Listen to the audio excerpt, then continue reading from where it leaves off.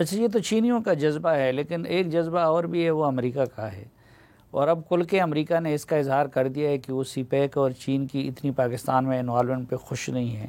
تو امریکہ ناراض نہیں ہوا یا نہیں ہو رہا؟ دیکھیے، ویسے ٹو بی آنیسٹ، میرے سے جب بھی امریکہ کے سفیر کی ملاقات ہوئی ہے تو انہوں نے یہ بات ضرور کہی ہے کہ ہمیں سی پیک کے ساتھ کوئی اختلاف نہیں، اور ان کی جو بڑی جیو پالیٹکس کی گیم ہے اس میں یقیناً چین اور امریکہ کی ایک مہاجرائی ہے. لیکن میرا خیال ہے کہ جو پاکستان میں سی پیک کے اندر چین کی کنٹریبیوشن ہے، وہ سمجھتے ہیں کسی درجے میں کہ یہ پاکستان کی معاشی استحکام کے لیے بے حد ضروری ہے. دیکھیے، اصل میں تو امریکہ کو یہ سرمایہ کاری پاکستان میں کرنی چاہیے تھی، جس کی ہم نے 2 جنگیں لڑیں اور ان 2 جنگوں کی بہت بھاری قیمت ادا کی. ایک جنگ ہم نے لڑی جب 80s کے اندر افغانستان میں سوویت یونین کے خلاف، اور ایک جنگ پھر ہم نے جنرل مشرف کے دور میں 9/11 کے بعد یہاں پر لڑی، اور اس کے اثرات پاکستان پر بہت مہلک ہوئے. یہاں پہ کوئی سرمایہ کاری کے لیے نہیں آیا سیکیورٹی کی وجہ سے، اس کی وجہ سے لا اینڈ آرڈر ہمارے ملک کے اندر خراب ہوئی، ہمارا انفراسٹرکچر سارا اس جنگ کی سپلائی کے اندر ٹوٹا یا ڈی گریڈ ہوا. تو یہ اصل میں تو ان سے ہمارا تقاضا بنتا ہے کہ وہ کرتے ہیں، لیکن چونکہ وہ کر نہیں سکتے. اب چین نے اگر توانائی میں پاکستان کے انفراسٹرکچر کو مضبوط کرنے میں انویسٹمنٹ کی ہے تو یقیناً اس سے پاکستان کی معیشت اور پاکستان کی سوسائٹی میں استحکام لانے میں مدد ملے گی. اور میرا خیال ہے کہ چاہے امریکہ ہو یا یورپ ہو، کوئی بھی پاکستان جیسے ملک کو جو ایک نیوکلیئر پاور ہے عدم استحکام کا شکار ہوتے ہوئے نہیں دیکھنا چاہتا. اور اس لیے میرا خیال ہے کسی درجے میں ان کو اس بات کا احساس ہے کہ یہ منصوبہ ہماری معیشت کے لیے بہت ضروری ہے. ایک معاملہ ہے، بعض حلقوں کی طرف سے اس طرح کی خبریں پھیلائی جا رہی ہے کہ بلوچستان میں دوبارہ امریکہ کو اڈے دیے گئے.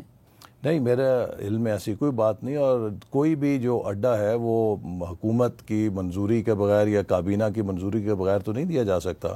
اور پاکستان کی جو خود مختاری ہے اس کے لیے ہم سب چوکس ہیں، اور کوئی ایسا قدم نہیں اٹھا سکتے جس سے پاکستان کی خود مختاری پہ کوئی حرف آئے. اچھا، ہمارے تو بیچ میں یہ مرحلے آئے، رکاوٹیں آئیں، درمیان میں اس کو متنازع بنا دیا گیا، اب آپ لوگ دوبارہ ادھر سے کام شروع کر دیا ہے، لیکن ساتھ ایران اور انڈیا نے مل کے چابہار کو فنکشنل کر دیا. تو چابہار کے فنکشنل ہونے سے گوادر کی اہمیت کم نہیں ہوئی؟ دیکھیے، ہر ملک کا مفاد ہے کہ وہ اپنے منصوبوں کے بارے میں سوچے، اور دنیا میں کبھی ترقی کسی کا انتظار نہیں کرتی.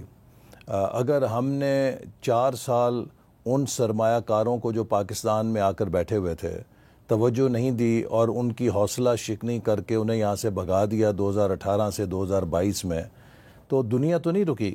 وہ یہاں سے سرمایہ کاری کے پرندے اڑے جا کے ویتنام میں بیٹھ گئے، کمبوڈیا میں بیٹھ گئے، لاؤس میں بیٹھ گئے، ان کا بھلا ہو گیا، نقصان کس کا؟ وہ ہمارا ہوا. تو لہٰذا چین کے ساتھ ہمارا جو اشتراک ہے اس میں ہمیں بھی اتنا ہی چوکس رہنا ہے اپنے مفاد کے لیے جتنا کوئی اور ملک ہوتا ہے. کیا ایران کا فرض نہیں کہ وہ اپنے بحری بندرگاہ کے مفاد میں سوچے؟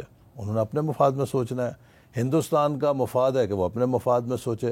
تو پاکستان کا مفاد تو ہم ہی نے سوچنا ہے نا. اور اگر ہم یہاں پہ ہلا گلا کرتے رہیں گے، آپس میں یہاں پر انتشار ہلڑ بازی میں رہیں گے اور کوئی حکومت چلنے نہیں دیں گے، نہ امن رکھیں گے، نہ استحکام رکھیں گے، نہ پالیسیوں کا تسلسل رکھیں گے، تو ہم پھر کسی اور کو الزام نہیں دے سکتے. ٹھیک، آخری سوال سی پیک سے متعلق، ابھی پچھلے ہفتے میں بلوچستان میں تھا وہ لٹریچر فیسٹیول کے سلسلے میں، تو بلوچستان کے یوتھ میں ابھی تک یہ تاثر ہے کہ جی سی پیک سے ہمیں تو کچھ نہیں ملا، بس گوادر ہمارا ہے، بندرگاہ ہماری ہے، لیکن ہمیں کچھ نہیں ملا اور باقی پاکستان کو شاید بہت کچھ مل رہا ہے. نہیں، ایسی بات نہیں ہے. دیکھیے، جیسے میں نے آپ سے کہا کہ سی پیک میں گوادر ایک بنیادی اس کا نوڈ ہے کہ جہاں سے گیٹ وے ہے، اور گوادر میں پچھلے 10 سالوں میں جو ڈیولپمنٹ ہوئی ہے میں تو اس کا وٹنس ہوں. اور آج سے 10 سال پہلے، 13 سے پہلے گوادر سے کوئٹہ جانے کا راستہ کوئی نہیں تھا، اور وہ ہم نے 3 سالوں میں شاہراہ مکمل کی جو تقریباً 7-8 گھنٹے کا سفر مختصر رہ گیا. اسی طرح گوادر کے ایک چھوٹا سا گاؤں نما شہر تھا، آج وہاں پر ایک جدید انفراسٹرکچر ہے. یہ صحیح ہے کہ ان کی شکایات کے جو 4 سالوں میں وہاں پر بجلی کے، پانی کے بنیادی منصوبے تھے ان میں جو تاخیر ہوئی اس سے وہاں ایک بے چینی پھیلی، لیکن ہم نے ان کو مکمل کیا. آج بجلی اور پانی کو وہاں پہنچا دیا گیا ہے. اسی طرح وہاں پر فری زون بنا ہے اور اس کے ذریعے روزگار پیدا ہو رہا ہے. پھر آپ یہ دیکھیے جو 4 سال پی ٹی آئی کے حکومت کے تھے اس میں انہوں نے گوادر پورٹ کو نظر انداز کیا، جس سے کہ 4 سالوں میں صرف 1 لاکھ ٹن کارگو وہاں سے گزرا. اس کی ایک وجہ یہ بھی تھی کہ جو بندرگاہ ہے وہ اس کی گہرائی کم ہو گئی، بڑے جہاز نہیں آ سکتے تھے.